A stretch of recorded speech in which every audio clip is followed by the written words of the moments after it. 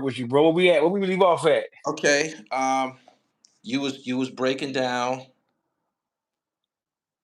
the situation. Well, technically, you was explaining why how you used your professional judgment to censorship a lot of the things that Jesse was gonna say, and ultimately had him come back and say that some of the shit that he said was clickbait. You kind of bailed him out. Because people were already saying before he even went. Tap back in. Tap back in. You froze.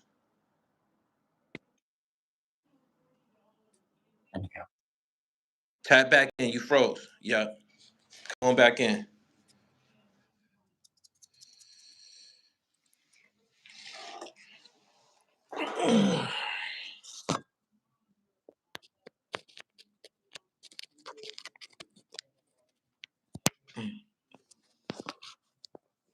Y'all bear with us. We just gave y'all like 80 something minutes. We're gonna bring Dawgface back in shortly. Appreciate y'all for tapping in. The Real Gully TV, hip hop, sports, and fashion. We over in Detroit with it right now. Trying to get some clarity on this little back and forth that landed in Dawgface TV's platform.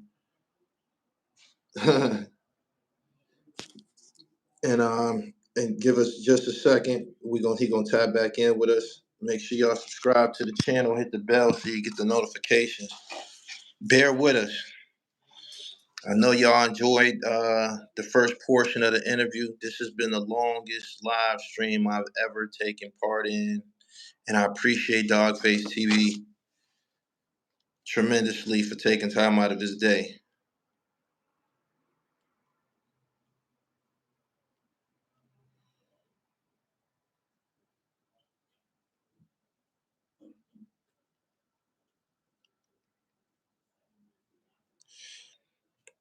Gully, don't forget to ask him about QCP and Rollo's situation. We trying to keep it centered around Detroit right now. We trying to stick to the script. Air Rick TV, what's up? Make sure y'all subscribe to the channel if you just now tuning in. This has been a blockbuster afternoon, getting a lot of information straight from the horse's mouth. Every now and then I like to get firsthand account content from the actual curator of the channel. And today we got Dawgface TV. He said, yes, I'm definitely enjoying this. The truth seems to have that type of effect on someone. And Kye, that was one of the next questions I was gonna ask him. Your call has been forwarded. Subscribe to the channel, hit the bell so you get the notifications. I think maybe his phone might have died or something like that, but we gonna hang in here for a minute, see if we can get the closing. Okay, here we go. Boom, boom, boom. We live. Yeah, my bad. Yeah, so Go ahead. brother, he wasn't. Listen, you can tell by his overall emotional state and his like most guys from the street, bro. Guys be motivated by anger and frustration. You feel me? Right. So that just it just is what it is, bro. When it comes to him out the motherfucker, when he go to my who killed who, he ain't do that in my podcast. He ain't do that on my platform. He did that on his own. So that was just that on that. So when you got motherfuckers in Detroit who mad at me for interviewing a nigga, and then motherfuckers was mad at me for uh not putting him in the fuck nigga file. I'm gonna put him in the fuck nigga file because of him backtracking on some shit. He Yeah. backtracked on it. You know what I'm saying? He backtrack on it because the whole city was calling him a rat. Yeah, I don't think he was prepared for that bum rush that happens with the internet. When you jump out here into this space, you got to be strong and able to stand on the shit that you said. And I don't think he was prepared for that No, he shit. wasn't prepared for the onslaught of negative energy he got. But I think he knew. I think that bro, he was prepared for it. He did understand what the possibilities could be. He was angry, but what happened was, bro, is that when Juan dropped the paperwork on him, that was like, how do I get back? So the whole thing is, what's worse? Me somebody saying I'm a rat, or me telling the truth about what happened to Blade? Because the love for Blade Icewood is more intense than the fear of Street Lord Juan. Definitely. That's what happened. Okay, my next question is this: how did Juan end up in the fuck nigga files? What exactly prompt you to invite him to the Frank stand and all of that? Oh, first of all, well, it's not. This is like 20th of all because we ain't on the first no more. We're on the 20th point. All right. So, bro, I'm not afraid of no Street Lord Juan, bro. I'm a podcaster. I'm a YouTuber now. I try to be as respectful as I possibly can, but Juan been doing a little bitch ass shit for quite some time. I'm supposed to bring his ass together. You know what I'm saying? Just no. He's a dark hearted ass bitch ass nigga. I'm standing on that. You know what I'm saying? There ain't nobody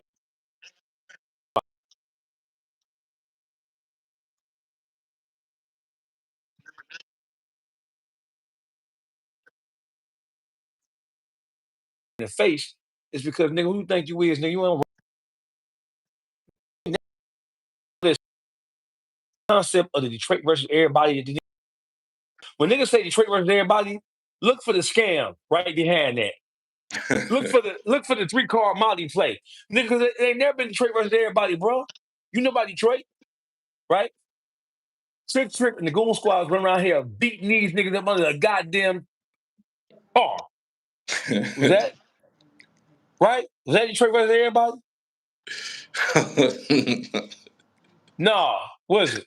And Trick my man, and I understand the concept of the Goon Squad. Trick my man, Diesel my man, Thriller, my people.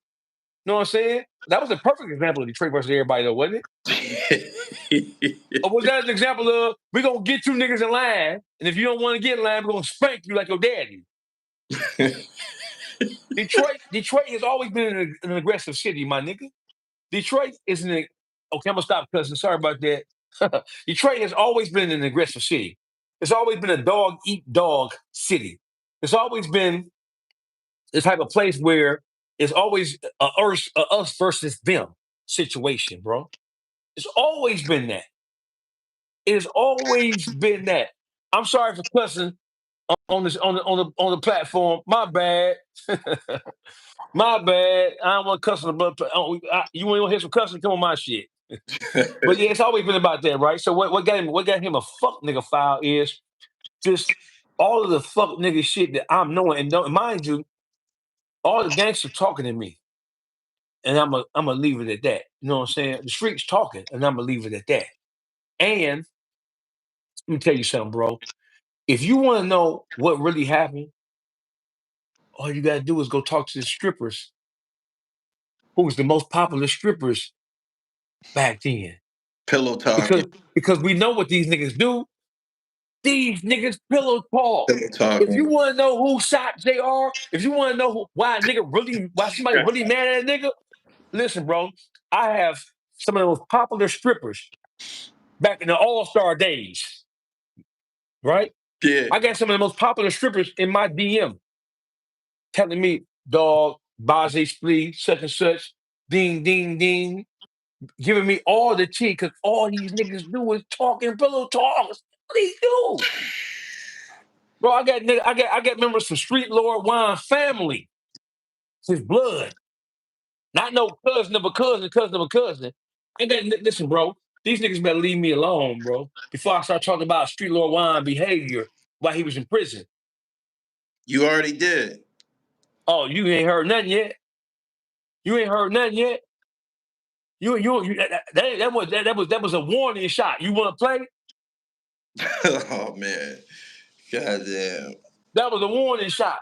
Keep on acting like, cause I ain't no motherfucking DJ academics. Excuse me for cussing. Like, so I understand that there's a fine line between reporting or talking about something and being disrespectful or being being um just rude for the sake of being rude without any real probative value to what you're trying to say. I get it. I understand. But when you try to attack me, I'm not gonna throw no rock and have my hand, bro. I'm gonna tell you, fuck you. And it is what it is. And I'm gonna stand on it. I don't have no choice to stand on it now. I already committed. I ain't no motherfucking Jesse James. I ain't backtracking on nothing. It is what it is. You can't take back no perceived insult. No, you can't take it back. Yeah. So it is. I ain't academics. I ain't no motherfucking podcaster in real life. So it is what it is. Heavy. One of the questions that I have to definitely ask you: did you ever get a chance to get your Blue Davinci interview off? Yeah, it's out now on my Instagram. All It's gonna be right. on Patreon too as well. How long has it been? How long has it been since you conducted that interview? The same day this shit dropped on Jesse. The same day Juan dropped the paperwork on Jesse. Okay. The reason why I didn't get the Jesse interview, I was going to interview him right there on the spot. But the Blue Davinci interview came down the pipe. I knew about it, but Blue was actually ready to go at the same time. This shit with Jesse when Juan got the paperwork on him. Right. It happened, so I had to get the Blue out the way.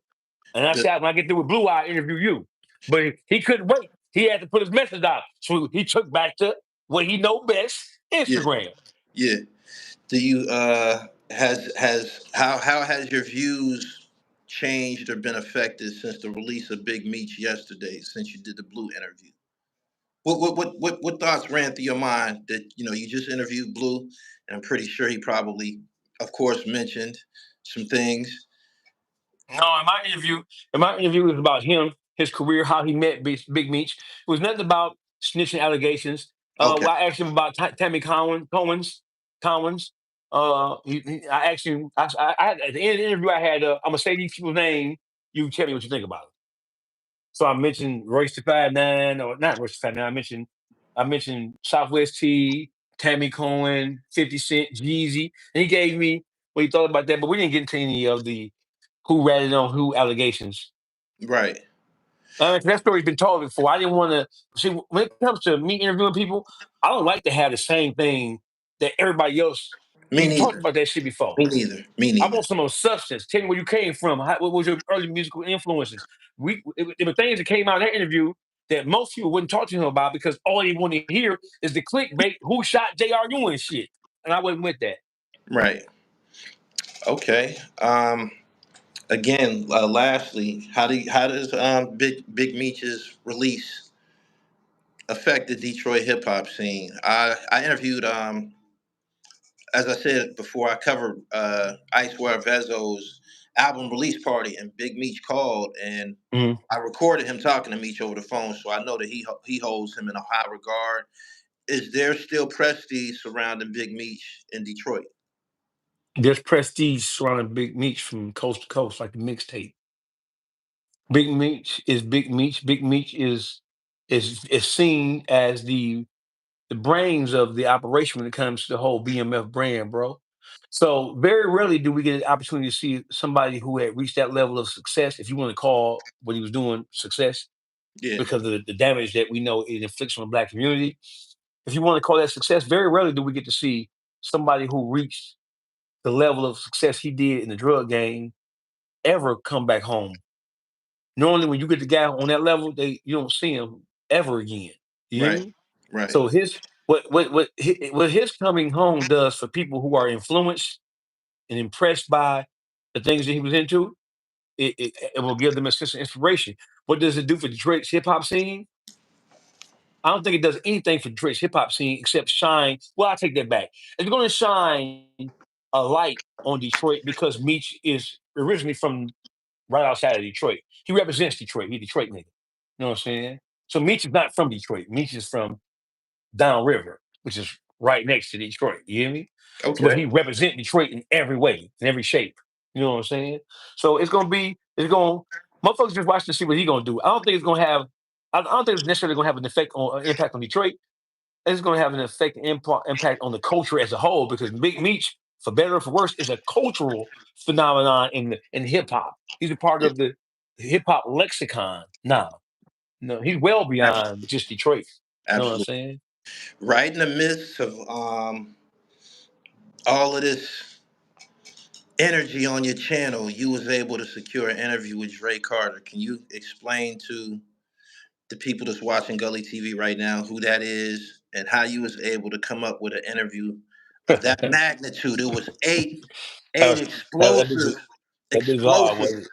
Yeah, that was really something. It was eight explosive, 8.5 explosive minutes, man. If you was able to decode it, I did my own Hmm. decoding. Hmm. Um, what type of response have you gotten from that, and how was you able to make contact with somebody that's behind the wall that accurate and that fast? I can't say where it came from, but it was somebody who has intimate knowledge of Dre. It's somebody who has a connection to the streets. It's Okay, somebody who knows all the parties involved. Somebody who's been in contact with Dre since he's been incarcerated this time. The impact has been amazing. It's been crazy. It's been stupid. You hear me? right. Yeah.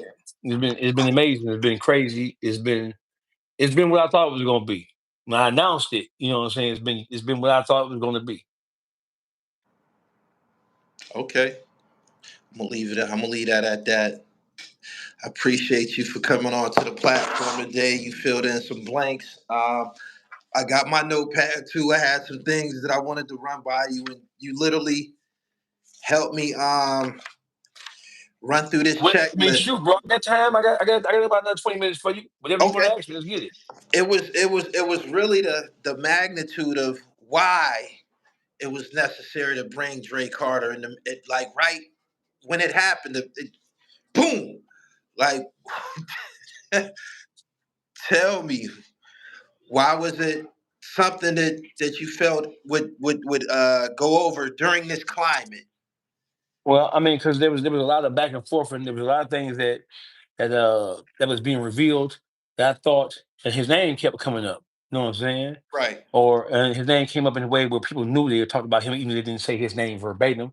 Yeah. And I thought it would add some clarity to the whole situation because of who he is and what he meant to the city. Dre Carter wasn't just he was more than what people thought he was. He had more power and more impact than what people thought he did. You hear me? Yeah. Hey, granddaughter. Him being mentioned, Yeah. whether they said his name or not, him being mentioned, did that lead to Jesse being referred to as Messy Jesse? No, that's Wano did that. That's another podcaster from the west side of Detroit, man. Oh, okay. That's Wano. That's Wano who did that. You hear me? Okay. That's Wano who came up with that, bro. That wasn't me at all. I can't take responsibility for that. Well, Wano, his podcast is Wano came up with that. You hear me? So at this point, do you feel that you did your job as a reporter to give your followers and give the online community some clarity on what happened between the East Side Cheddar Boys and the Street Lords and shit like that? Yeah, I think it did. When you look, especially when you look at the interview with Jesse, that interview was not about uh, it wasn't a bunch of hyperbole, bro. It wasn't a bunch of screaming and yelling. It was more of a source. I wanted to get the information out there. Nobody knew that. Most people in Detroit did not know that Juan was from the East Side. They didn't know that Blade was originally from the East Side, and they certainly didn't know that Jesse, his roots, come from the East Side. So that was something that I thought was telling and helpful when you look at the overall scope of what took place between the East Side Cheddar Boys and Street Lords. It wasn't an East Side West Side thing. It was really you had guys who were from the East Side had joined forces with the Street Lords, and the majority of that problem came from that. You know what I'm saying? When you listen to G Rock talk, G Rock ain't had no problem with the East Side necessarily. You know what I'm saying? The core of that issue came from Juan, Wipeout, Tough Tone, Blade. That's where the core of the misunderstanding took place. And Juan and Blade are East Siders. So it was really like an East Side on East Side thing that pulled West Side into it because of their affiliation with the greater aspects of the Street Lords. Right. Okay. As of right now, who would you say is some of the faces of Detroit hip hop? I want to speak about the new generation. Prior, at the beginning of our conversation, there was some dialogue between us about whether or not certain people paved the way for the new guys and shit. I Hmm. did an interview, well, I did a live stream prior to this, and I said personally, from what I seen, it seemed like the new generation got on their own. That's true. Social, True. I social seen it. media, social Uh-huh. media did a lot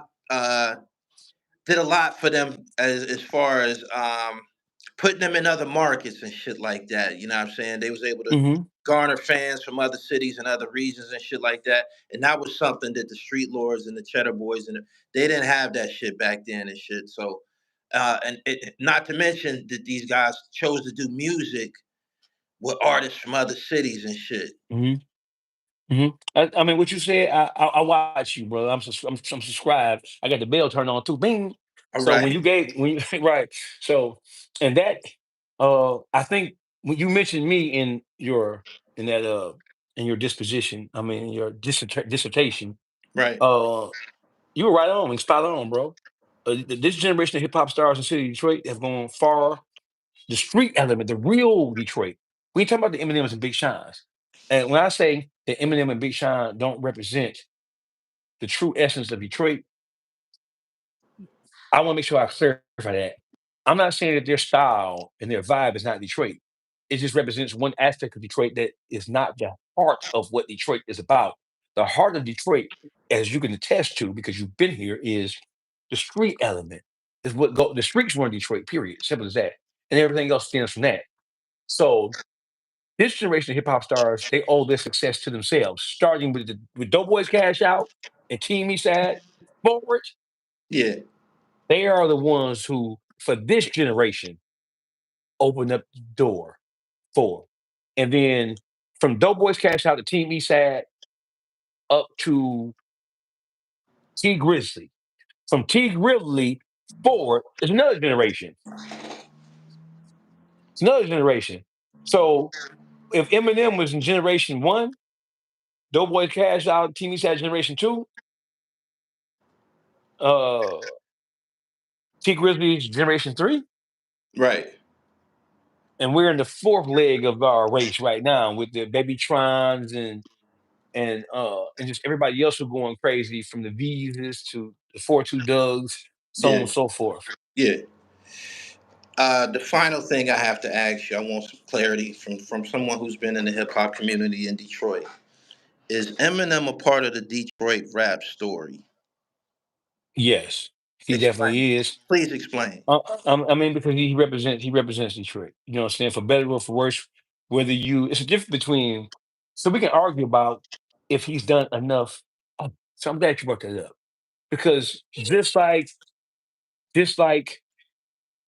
you say that the street lords, the Cheddar Boys, and Rock Bottom, they're not responsible for the success that these artists in this generation is experiencing now. Well, how can you say that Eminem is responsible for their success? So we I don't we think he we is. I don't think. he's not. He has nothing to do with the success that the artists right now are experiencing. He has nothing to do with it. They built their brands and they built their whole get down on their own without any help from him whatsoever. Right. So that's just what that is. So I mean, these guys don't owe anybody anything. If you're gonna say, well, Eminem don't owe Detroit nothing, okay, that's cool.